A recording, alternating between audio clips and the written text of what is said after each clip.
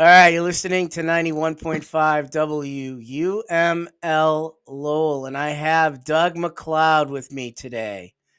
Hello there, Mr. MacLeod. How are you, sir? I am fine, John, and how are you doing? It's good to I'm be with you. I'm great. It's good to be with you too. It's been a while. You and I chatted maybe 8 9 months ago Hmm. when I first um I was doing an interview with Fiona Boys, another one on the label that you're on. Uh-huh. And you are the next person. I've been listening to your music all these years, and I said I want to do an interview with him, and we connected. Hmm. Actually, your label connected us at the time. That was probably Janice Mancuso, right? Right, Janice Yeah. Mancuso Yeah. connected us, and I asked you about doing the interview, and you said, "Whoa, wait a minute, wait till I get my new record. I'm in the middle of putting it together." That's right. And you finally, it's coming out tomorrow or April 8th, correct? That's right. Finally, it was an album by Jim that was produced by Jim Gaines. Yeah, See, a I got soul it. to claim. Oh yeah, I you sure got do. it. You got it, man. So let's start from the beginning. With these interviews, I ask artists because I want my listening audience to understand a little bit about the artist, where Uh-huh. they're from, where they came from, and how they ended up where they are today. So, first of all, Whew. where did you grow up? Where are you originally from? Well, three different places, to be honest with you. Uh, Raleigh, North Carolina, and then New York area, and then high school in St. Louis, and then I joined the Navy. So, when did the music bug hit you during those three states in that period? Was it in the Navy or before the Navy as a kid? Before the Navy as a kid, I remember when we lived in the New York area. Uh, we, the music I remember hearing, of course, was doo-wop, which was a big thing back in those days. And I was in a little band that we played like the songs by the Ventures. I was playing bass at that time. And then when we moved to St. Louis, that's where I heard blues. A friend of mine that's still a dear friend of mine, his name is Steve Waldman, a fine guitar player from there. Uh, he said, "Let's go hear some blues." And I said, after we had moved there, and he said, "Let's go hear some blues." And I said, "I don't hear no blues, man. Don't you have anything like rock and roll or doo wop or anything like that?" He said, "No, man. I'm gonna take you to hear some blues." I said, "Okay." So we go down, and Steve and I were talking about it. I think the guy I heard, we think this was Eugene Neal, who's still alive. Had a great band, that St. Louis band. And John, when I heard that music, it changed. It changed right then. And we were in a club that was a black club, and I felt something drawing me to the music and drawing to the culture. And eventually, that's what happened. I got a question for you. Did you ever collaborate with Eugene ever after No, that? no, I never did. I didn't work with him either. We just had a high school band that was pretty good. It was pretty good. In fact, one time we even backed up Chuck Berry. So we were a pretty good band, man. We were pretty Yeah. good. So he was the beginning. When I heard him, Eugene was the beginning, is what got you when I heard interested. that's it. When I heard that's the first really electric blues that I heard. The first blues I ever heard was uh wait a minute. When we were in New York, we used to go to a we used to sneak out and go to the Brooklyn Fox Theater and see the big reviews, right? And I saw Big Joe Turner when I had to be like, what, 13, 14, maybe? I don't know, something like that. And then 25 years later, I'm You're backing him up. yeah, you're in his band. I'm backing him up. Yeah. Yeah. What Yeah. was that like? Well, now that What you we, mentioned that, Big what Joe playing with we, Big Joe Turner, that must have oh, been something. well, yeah. And when I worked with him, John, it was in the time when his health wasn't so good and he had to sit down to play. And uh, but the minute he sat down and started to sing, It was incredible. The energy, the power. And you really wouldn't find a nicer guy than Joe. I really liked being behind it. And it was always fun. And everything he did was in the key of C. Everything. So when Pee Wee Creighton asked me, he said, "You want to play with Joe?" I said, "Yeah, but I don't know his arrangements." And he said, "You know how to play in the key of C, don't you?" I said, "Yeah." He said, "You'll be fine. Everything Joe does is in C." There you go. So that was fun. That's good. I'm glad that you had that experience. Me too.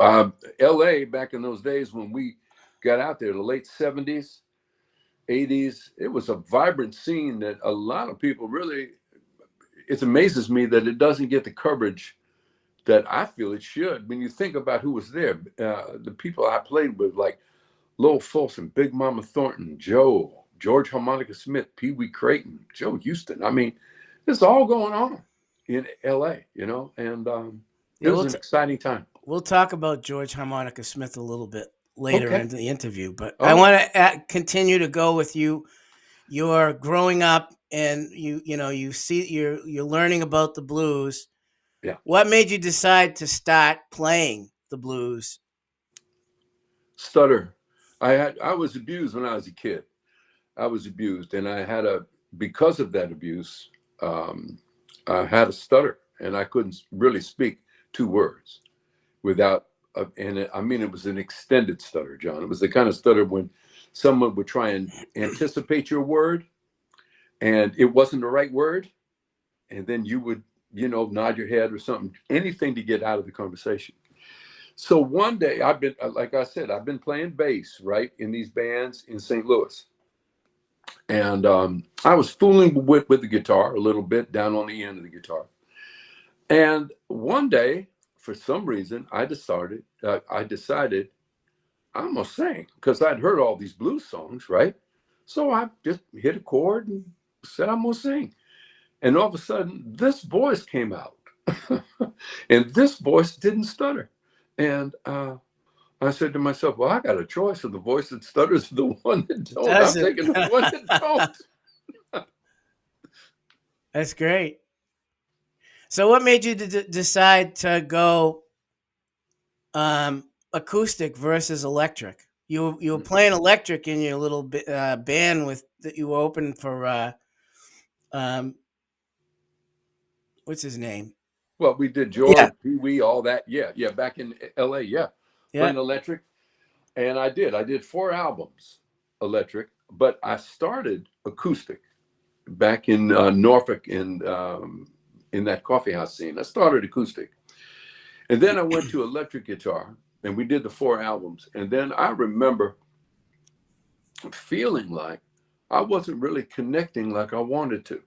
Oh, the band was great. I mean, we did well, but I wasn't able to really feel like I was hooking up with the people to hear their stories and stuff, right?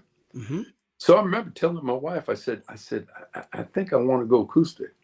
And she said, "What?" And I said, "Yeah, I think I want to go acoustic." She said, "Go ahead and do it." I said, "You realize there's only one guy in LA that's doing it, and that's Robert Lucas. And there's not, the money's not going to be as great." She said, "Don't worry about the money. The money will come. You go follow what your dream is."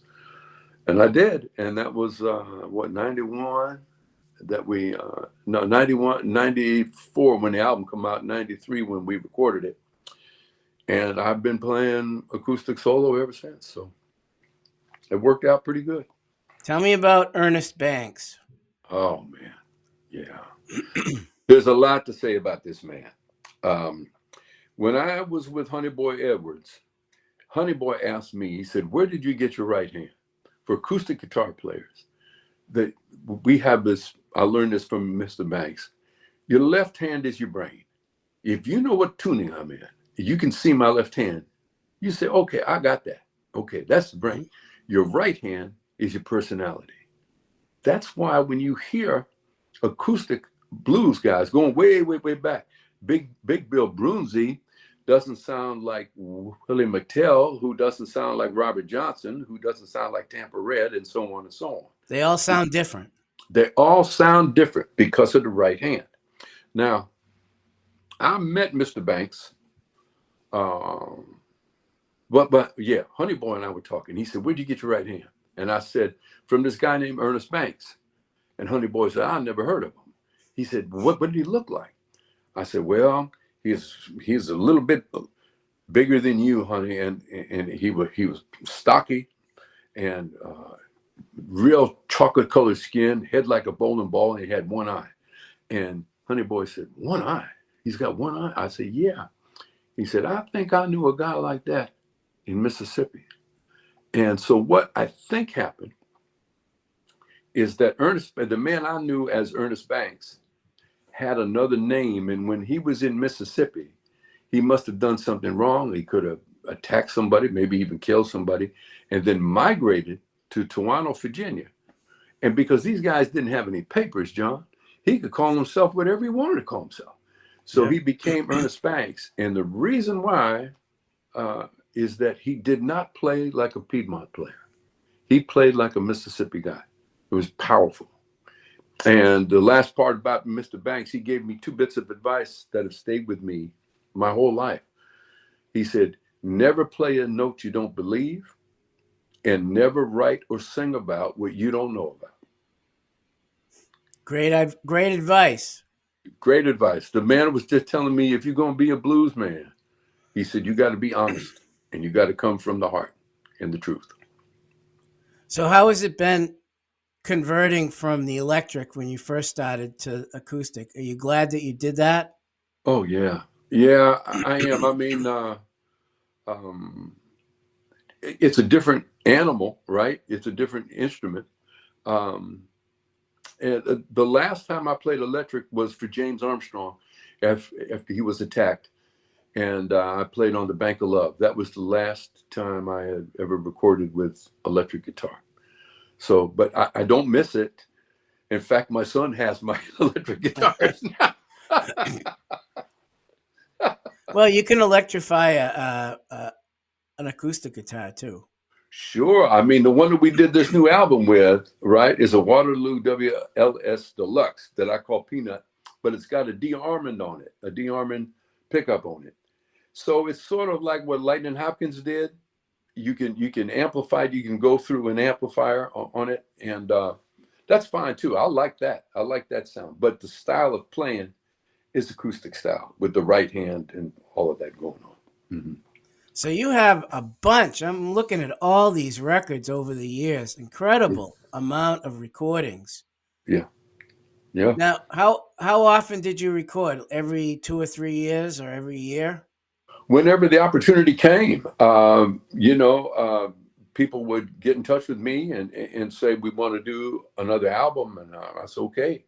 I've been fortunate enough that um, all these years I've been doing, I've had ideas for songs, right? And then when they say, we want to do a record, then I go through my little list of songs and ideas, and here it comes. And you've recorded on some of the my favorite labels. Audio Quest is one of my favorite labels for Oh, sound quality. And excellent. and now Reference Recordings, another great sound Hmm. uh, label. Who picked those? Did you pick those, or did you have a publicist, or how did that come? No. No, they just came to you. Yes, sort of. Well, audio quest, no. When I was a pallbearer for Big Joe Turner, and when we were at the gravesite. This fellow has passed away. His name was Floyd Lasky.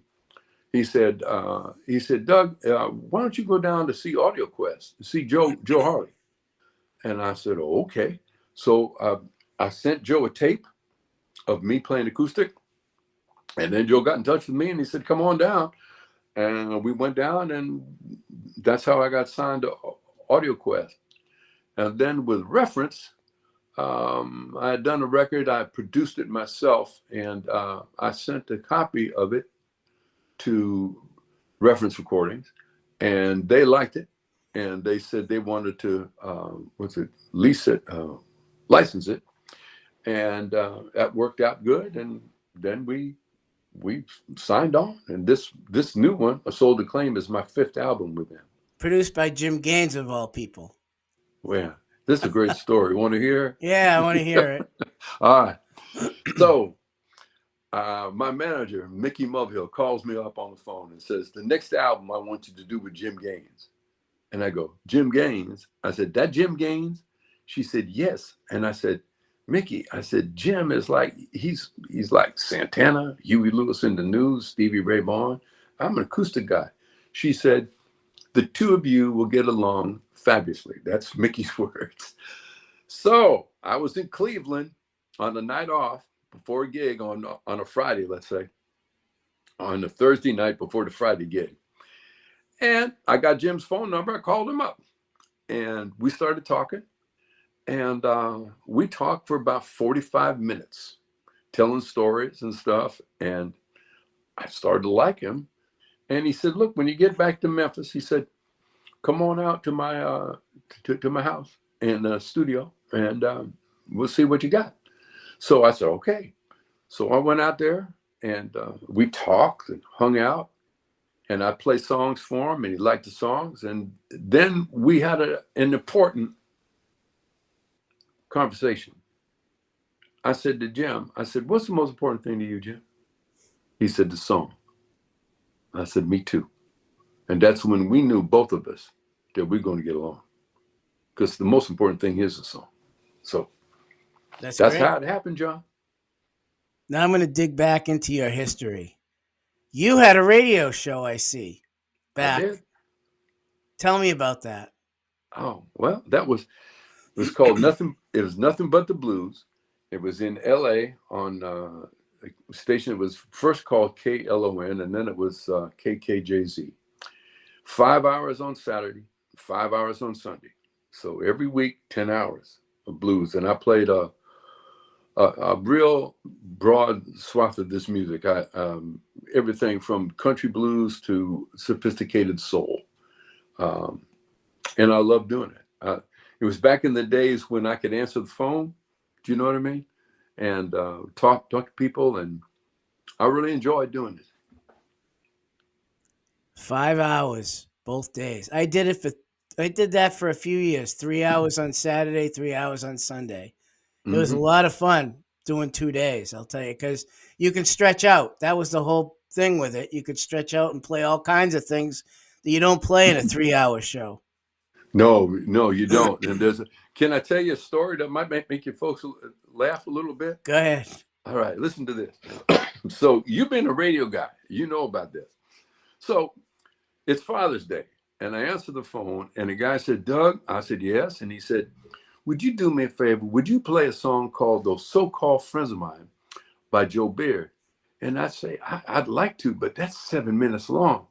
And he said, but this is Father's Day, and that's my father's favorite show. And my father's like 85 years old. I said, you know what? I got to do it. I just got to do it, right? So I put this on. Now, 7 minutes slow. So you being a radio guy, you know exactly the thing I did. I caught up with the log. I got a chance to go to the bathroom. Yep, there you cup go. of coffee and come back. All right. So there's about, maybe 2 minutes left on the song. And the phone rings, and I pick it up, and I hear this, and said, is this KJL radio? I said, yes, ma'am. And she said, I want to speak to the disc jockey. I said, this is the disc jockey. She said, is this Doug MacLeod, the disc jockey that's on the radio? I said, yeah. Yes. And she said, I want to know what you're doing. And I said, well, I'm playing blues. And she said, but this song is a slow one. I said, yeah. And then I explained the story about being for this guy's dad, right? Father's Day. And her reply was, well, I'm having a hard time keeping my husband up. And then I told her, I said, madam, I don't think that's my problem. So I recounted that story on the air, right? Yeah. I recounted that story on the air. And then the phone bank just lit up. People were laughing and everything. The producer of the show, Gary Chiachi, called me up. And he said, MacLeod, he said, I heard that story. He said, I had to pull over the side of the road before I had an accident. Well, I have a story for you. 6 months ago, 6 months ago, I had Joe Beard on. I did an interview with him and his son, Chris. and Yeah. they played live during this interview, the two of them. Oh, I never imagined that he would do that, but he did. Joe, you're not going to find a sweeter guy, are you? No, he's the best. Yeah, you're a wonderful guy. Audio Quest guy too. Yeah, he was, or he Yeah. still is. I don't know if he still is, but him Okay. and Mighty Sam McLean, who lives here or used to live here, he's passed, but he was on Audio Quest too. Yeah, great soul singer. Yeah. Yep. Yep. So A really nice guy. tell me about your time with Mr. George Harmonica Smith, one of the best harmonica players in the West Coast at that time. Well, uh, now you're talking about like I don't know. You can see him over my left shoulder here in the He's house. a big guy, I remember. Big guy. Um, there's so much I learned from him. I'm just going to tell you something. He's going into the Blues Hall of Fame in May, and I'm going to do the induction speech for him. And I'm proud as punch of that. George, what do you think about George Smith? Musically, he was like B.B. King in the sense that he could speak volumes with just one note. Because of his tone, his attack, the feel, and then he swung. I mean, when he started to hit a groove, John, I mean, it was like you're listening to Louis Jordan or you're listening to Yeah. Duke Ellington. I mean, he was incredible, and maybe the best entertainer I ever saw and ever been around, and I mean any of them.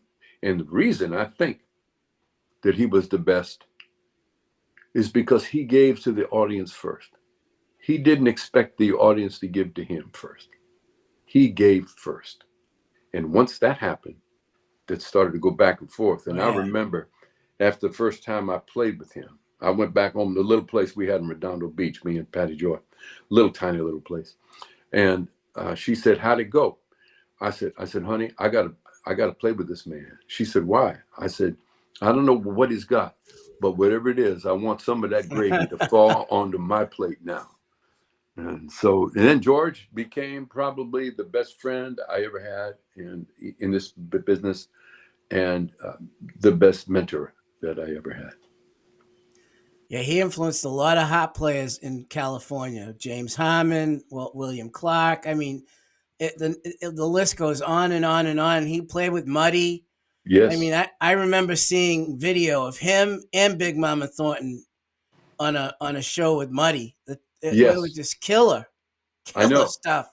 I know, and he was so real. He believed entertainment, right, and music was your gift. Because one time he told me, he said, we were talking about that. Well, it's a long, long story. I'm going to shorten it up. But I got done playing in Sweden, and at the first part of the tour in Sweden, they didn't really like me, and I thought that I was ruining the show for George. And George kept me playing, opening up. And then when we hit Stockholm at the studio, well, then that changed everything. Then the audience was accepting me, and my head was getting really big. And I had an afro back in those days, so it was really big. And George came up to me and he said, "Dub," he said, "Boy," he said, "you sure sounded good tonight." I said, "Thank you, George." And he said, "Yeah." He said, "The people really liked you." I said, "Thank you, George."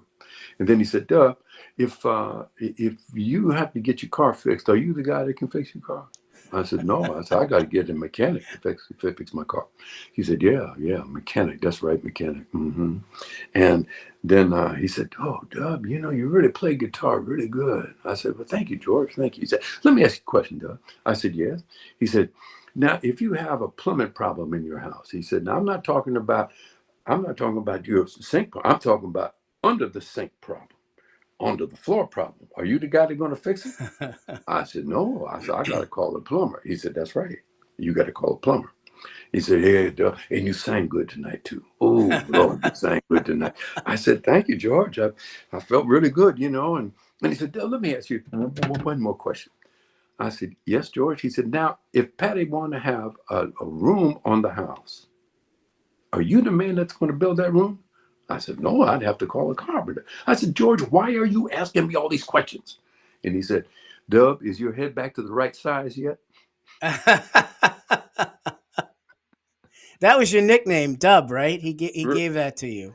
Yeah, he gave that to me because he was born on my natural father's birthday.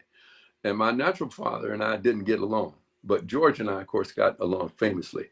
And he was like a second father to me. And I think the reason that he called me Dub, D-U-B-B, instead of Doug, is that he wanted, if I was going to be his son, he's going to name me. Because one day I said to him, I said, George, I said, you realize my name is Doug? He said, I know that, Dub.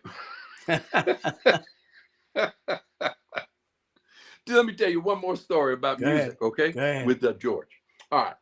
So I got done playing this gig with George, and George come up to me and he said, Doug, you sure sound like B.B. King. I said, thank you, George. And he said, Doug, that's not a compliment. What you mean? He said, let's put Dub out there and see what happens with Dub. Don't sound like anybody else. Sound like you. There you go. And he sounded like him, didn't he?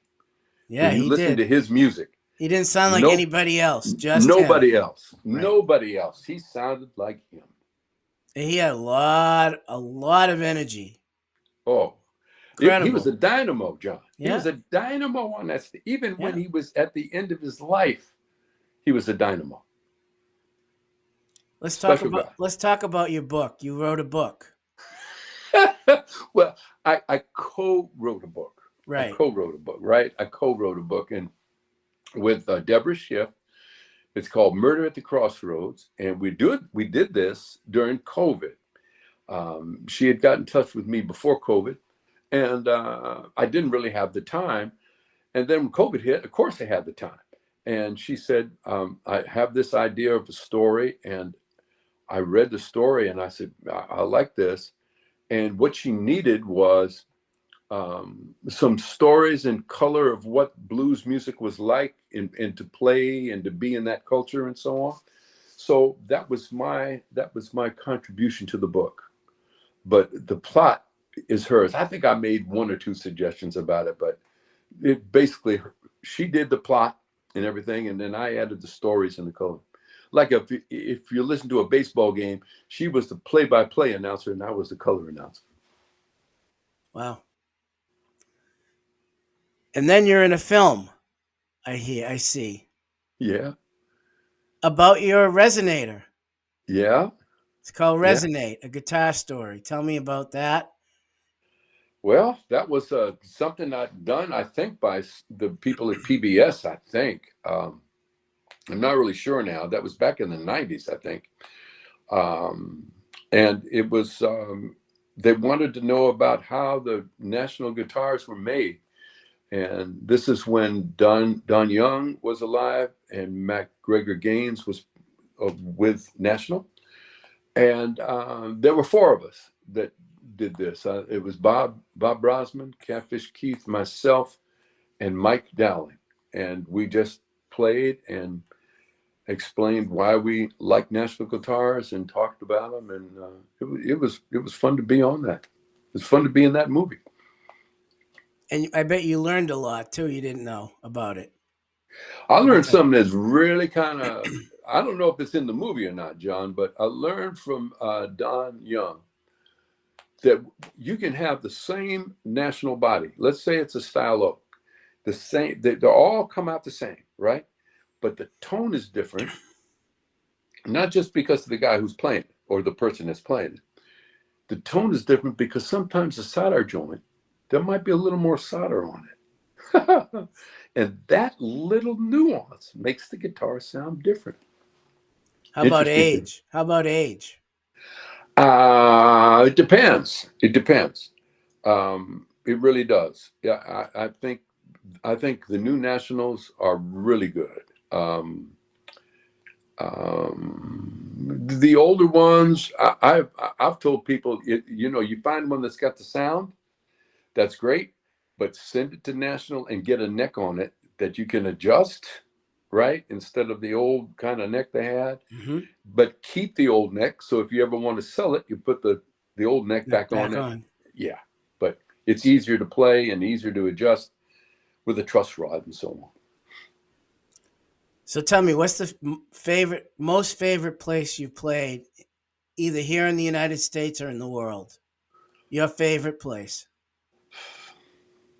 I don't mean to be sound like a politician or dodgy question, but I really can't answer that because wherever I'm playing, that's where I want to be. There you go. That's a good Yeah. answer. Well, it's the truth. I'll tell you with most of these interviews, the primary answer is France. How do you like that? Maybe for the food and the wine, huh? What's the most important thing that's happened to you in your career to date? That's Most a good important. question, isn't it? It sure is. Again, that's hard to say. It's hard to say because there's different. Uh, Periods. yeah. How about today? What's the most important thing that's happened to you today in your career in the last 3, 4 years since COVID? Oh, I think doing this album with Jim Gaines and moving to Memphis and feeling like we're home. My wife and I lived in LA for 30 years. And then when she retired, we wanted to find a place to, it was time for us to leave there. And we came to Memphis and it felt like home. And as soon as I got here, I felt my music change. And like with the new album with Jim and so on, it's obvious how my music did change. Let's talk about the new album. Okay. How did that come about? How did you? I know it took you a little while to put it together. You were writing music for it. Um, how did that all come about during COVID? Even COVID's a tough time to be writing too. Well, actually, it was done before COVID. Oh, it was. Yeah, it was done. They just didn't want to release it when COVID was going on. So You had to that album, wait. You had to actually wait. Wow. yeah, yeah, and I kept, I because we didn't know, and then when finally Mickey and the folks at Reference talked it out, we worked it out, and then we set the release for coming up this Friday, April the 8th. So yeah, yeah, yeah, it was done. It was done. Here's an interesting question. Now that you had to wait and you already had most of this or all of this done, All of have it you done. Yeah. have you written more for another record coming up? Absolutely. I knew you'd say that. I sure have. I sure have. Yeah. So you're gonna have Jim Gaines produce that one too, I bet. I hope so.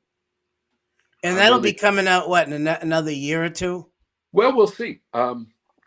We'll see what this one does, right, and see what happens, and then we'll go on from there. But as far as the songs, oh yeah, I got the feels in the songs, and I got about 60% of it. And I saw you're out playing again.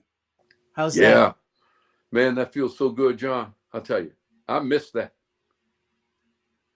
I miss that. And So you mentioned before we got on the interview, you mentioned being on the blues cruise. You went on a blues cruise. yeah, we did the. Let me see. It was in November, I believe. The legendary cruise, which is always a lot of fun. Roger and that gang, that's always a good time. That's always a good time. Plus, my wife loves the cruise too. She gets the cruise. I get to work. You understand? So who'd you get to hobnob with on the cruise other than yourself and the cruise people? Oh man, gee whiz. Other musicians that you Oh collab well, work. Marquise Knox, and I. He's a He's a he's a nice St. Louis, kid. huh? He's a nice kid. I met him. He's a great kid, and he's a St. Louis guy, and he's a St. Louis Cardinal fan, also like me. Yeah. So we hooked up, and John Tavius Willis, Yeah. and my pals like Johnny Rawls, uh, just hook up with older friends, Charlie Musselwhite and Henry. We just hook up. It's great. Yeah, the young guys, John Tavius, Yeah. Marquise, nice Yep. guy. I've seen both of them. Marquise was here in Lowell not too long ago, a few years ago, and he Uh-huh. played. He was really good. He's a really good kid. Yeah, and he's true to the music. I love him. I love what he plays. You know, yeah, I'm a fan. Should get on one of his records. I wouldn't mind it. I bet you he'd let you too. Well, he might. He better, because we're. And you were talking about you connected with JT Lawrence, and he's come and played on the show. What a Uh-huh. nice guy he is too. He is a nice guy. He is a nice guy. He's a great guy, and I had a good time on his cruise too. Oh, you did his Norway cruise. We talked about that. Yeah, Yeah. we did that, and me and Mitch Woods. Boy, we even got a couple of bottles of Chateau Neuf de Pop, that very famous wine. Yep. And yeah, Mitch knew all about that. That was on that cruise. I'm still recovering from that night, by the way. I noticed that some of the people that have covered your songs, one of them is Chris Thomas King. Do you know Hmm. him very well? Little bit. I know him from the High Tone days with Bruce Bromberg, Yep. and we've done a couple of festivals together. Yeah, he's got a new book out. I interviewed him and we talked about it, about the blues. It's a great Mm. book. Well, he's a very talented guy. Yeah, in a lot of respects, he's a talented guy. He's done movies, he's done TV, he's been. I mean, he was in Oh Brother Where Art Thou as Tommy He, Johnson. I yes, mean, he's something else, he is something else. He is something and else. he does what you do too, acoustic a lot. He gets Yeah, out and does that. yeah, I know. Yeah, he's a good one. So, how do people find out about you? You have a website and Yeah. social media and all that. Oh yeah. Facebook, website. Just you got to spell my name right. MacLeod is spelled Macleod, and Instagram, Spotify, all that stuff. Just put it into Google; it'll all pop up for you. So you have you're touring again. You're going to be in Europe again. I see. Mm-hmm. Yeah, going back to Europe in June, I think, and then and then let me see. In the fall, September, we're going over to the United Kingdom. So that's starting to come and get back. So I'm so happy, man. It's good to get back on the road, John. And here in the United States, how often are you here playing? We're going to be doing. We're looking at some East Coast things, and West Coast, and Minneapolis, and up into the Midwest, and so on. So it looks like things are going to Well, start to open up. if you come here to New England, Massachusetts area, let me know. I'd love to come see you. Well, I'd love to have you. I'd love to bring you. Yes. Okay, sounds good. Well, Doug, I just want to say thank you very much for taking a little time out of your day to speak with me and share your life with the listening audience. Well, thank you so much for having me, John. I You're really welcome. appreciate it. And I'd like to do it again. We've done this before. I mean, briefly, quick interviews in the past, but Mhm. I wanted to make sure we do a longer one so people understand who you are and what you're all about. And you've Well, done that today. You've explained a lot of stuff today about your oh, history. well, thank you, John, and thank you for doing that. It's a pleasure to be with you. And it's a pleasure to be with you too. Thank you And again. you're very welcome. Thanks, John. All right. Take care. Bye now. Bye bye. All right, you're listening to 91.5 WUML Lowell. That was Doug MacLeod. We're going to play his new CD here in just a few minutes. It's called A Soul to Claim.